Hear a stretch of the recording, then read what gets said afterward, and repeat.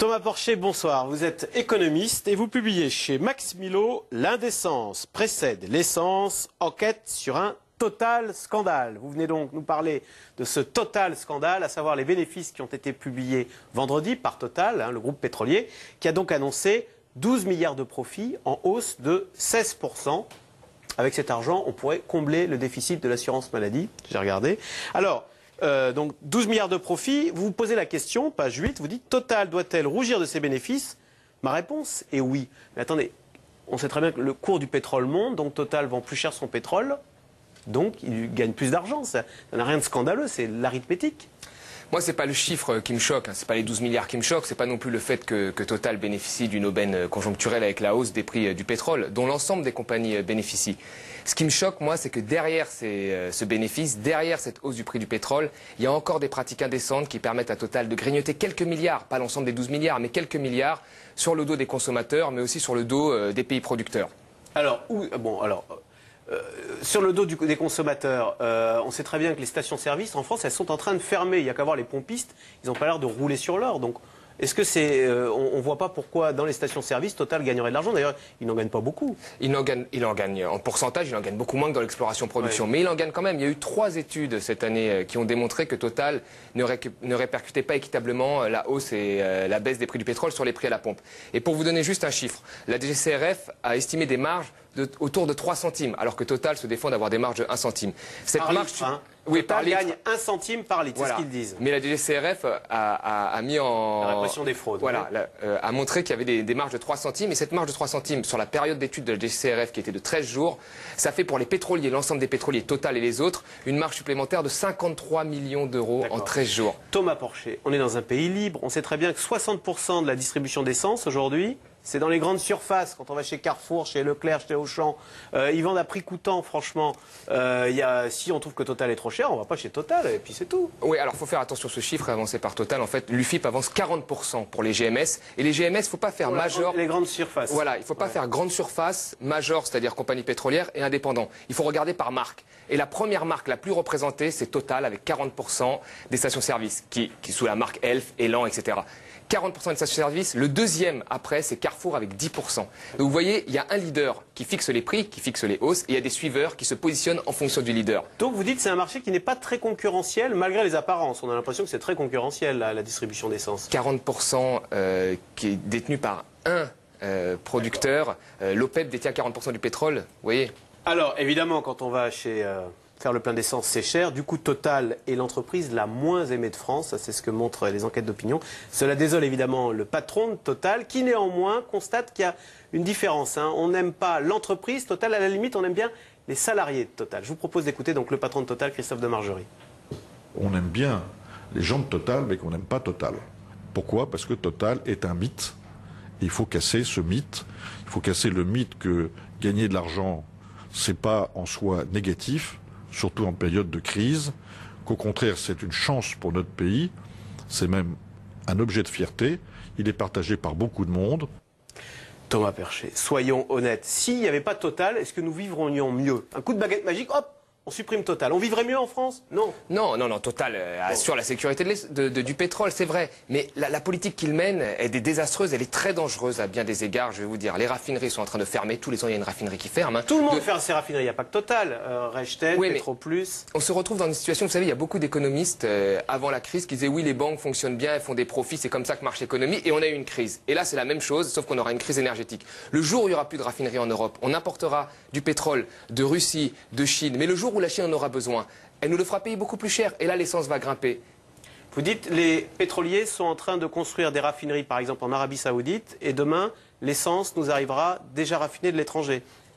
Total a construit une raffinerie en Arabie Saoudite, mais qui a des machines extrêmement développées qui permettent d'ajuster le ratio gazole-essence, ce qu'aucune raffinerie en France n'a. Donc on est dans une situation complètement idiote en France, où les raffineries françaises fabriquent un essence qu'elles exportent parce que ce qu'elles fabriquent n'est pas adapté à la demande française qui est majoritairement du diesel. C'est absurde. Donc on n'a pas assez investi dans nos raffineries qui du coup sont vieillottes en France. Exactement, ça fait 20 ans que les raffineries sont en sous-investissement en France et c'est très dangereux. Et du coup Total perd de l'argent dans ces raffineries en France et c'est pour cela que Total dit « moi je ne paye pas d'impôts en France ». Je suis désolé, je ne gagne pas d'argent en France. Mes raffineries sont déficitaires et mes stations essence, je gagne 3 centimes. Elle gagne, bah là, elle va payer un impôt, donc elle gagne un peu d'argent, mais elle en gagne beaucoup moins que dans l'exploration-production. Mais il faut un moment arrêter avec cette logique un petit peu économique. Je pense qu'il faut la remettre tout sur table. Et il faut assurer quand même, le but de Total, c'est de ramener du pétrole, de faire du profit, mais aussi d'assurer la sécurité énergétique de notre pays. C'est ce que font déjà les compagnies chinoises. Et nous, si on ne fait pas ça, c'est très dangereux. Je vous le dis, c'est très dangereux. D'accord. Est-ce qu'à force de taper sur Total, on ne prend pas le risque qu'un jour Total dise bah, écoutez, moi je ferme toutes mes stations-service, je ferme toutes mes raffineries, je ne fais plus que de l'exploration, parce que c'est ça qui génère des milliards, et à la limite, je déménage mon siège à Amsterdam pour ne plus avoir à payer moins d'impôts. Et c'est ce qui se passe déjà, un peu. C'est ce qui se passe déjà un peu. Non, quand même pas à ce point-là, mais c'est ce qui se passe déjà. Les stations ont été divisées par 2, les raffineries ont été divisées par 2. À petit feu, Total quitte le pays. C'est un peu ce qui se passe. Mais il faut arrêter avec ce jeu un petit peu de chantage. Moi, je pense que ça permet pas le bien-être global pour moi, tout ça. Vous trouvez que Total devrait être davantage citoyen? Bon. Oui, comme n'importe quelle PME, comme n'importe quel Français qui travaille. L'essence, le prix de l'essence à 2 €, il arrivera quand? Vous voyez, entre juillet et janvier, l'essence a pris 10 centimes. Ouais. Donc à ce rythme-là, si tous les semestres il prend 10 centimes, dans 2 ans on est autour de 2 €. Alors est-ce qu'une essence chère, c'est pas une occasion de basculer vers les énergies propres, de favoriser la voiture électrique? Est-ce qu'en soi c'est pas aussi une bonne nouvelle pour la planète? C'est une très bonne nouvelle pour la planète. Le problème c'est que là on est en période de crise. Et il y a beaucoup de Français, il y a 1000 chômeurs en plus par jour. Et souvent les Français, c'est la double peine. Ceux qui payent cher leur essence sont ceux qui sentent que l'essence augmente, sont souvent ceux qui n'ont pas beaucoup de moyens. Vous voyez, moi ça m'affecte pas, probablement vous aussi. Mais c'est pour ça que là, actuellement, il faut penser à une autre politique un petit peu énergétique. L'essence ne doit plus augmenter aussi rapidement, ça c'est sûr, pendant un certain temps. Quand on sera sorti de notre crise, peut-être, mais pas maintenant. Dans un litre d'essence, il y a quoi? 2 tiers de taxes. Alors Oui. si on veut que l'essence soit pas chère, est-ce que c'est pas au gouvernement de faire des efforts plutôt qu'à Total? Oui, mais alors, c'est vrai, il y a 2 tiers de taxes, mais les mouvements viennent des prix du pétrole. Les mouvements viennent du prix du pétrole. Et donc finalement, les mouvements à la hausse, c'est quand le prix du pétrole augmente. Vous voyez? Et donc finalement, Total gagne sur les deux tableaux. Il gagne et à l'exploration, et il gagne et à la distribution. Donc il faut changer complètement le système. Alors c'est très compliqué, hein. Moi j'ai proposé à la fin de chaque controverse, je propose des conclusions actions. Mais je pense qu'il faut, à la prochaine présidentielle, mettre tout sur table et que ça change complètement pour qu'enfin au XXIe siècle, on puisse partager le pétrole équitablement. Changer complètement le système parce que vous avez bien conscience qu'à l'étranger, les compagnies pétrolières font des bénéfices monstrueux. Et les automobilistes payent leur essence même plutôt plus cher qu'en France. Oui, c'est vrai, vous avez raison. Mais vous voyez, les 5 premières compagnies pétrolières viennent de pays extrêmement endettés. Peut-être qu'il faudrait maintenant augmenter la pression fiscale déjà pour couvrir la dette et puis tout changer.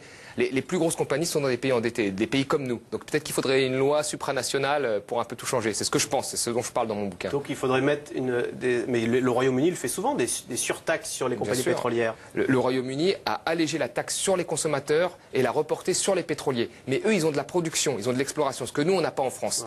Ouais. Donc, il faudrait trouver une situation un peu différente, mais il faut que le poids soit aussi supporté par Total, qui bénéficie d'effets prix énormes. D'accord, mais en tous les cas, vous dites, si Total demain est racheté aux victimes d'une OPA hostile de la part de BP ou d'Exxon, ce serait quand même une grosse perte pour le pays. Déjà c'est possible, hein. Vous savez que Alain Minc en a parlé dans un de ses bouquins, même si ce qu'il prévoit ne se réalise pas tout le temps, mais il en a parlé dans un de ses bouquins. Ce serait peut-être pour ça qu'il faudrait qu'à la prochaine présidentielle on prenne une partie de l'actionnariat de façon publique pour nous protéger d'une OPA contre Total, parce qu'effectivement ce serait une grosse perte. Total qu'on aime bien critiquer, mais qu'on aime bien tout court. Merci. Si, vous venez de le dire. Ça serait une grosse perte. Merci Thomas Porcher. L'indécence précède l'essence. Enquête sur un total scandale chez Max Milo. Merci. Restez avec nous tout de suite. C'est dans l'air qui revient sur Nicolas Sarkozy qui a décidé de défendre les valeurs de droite.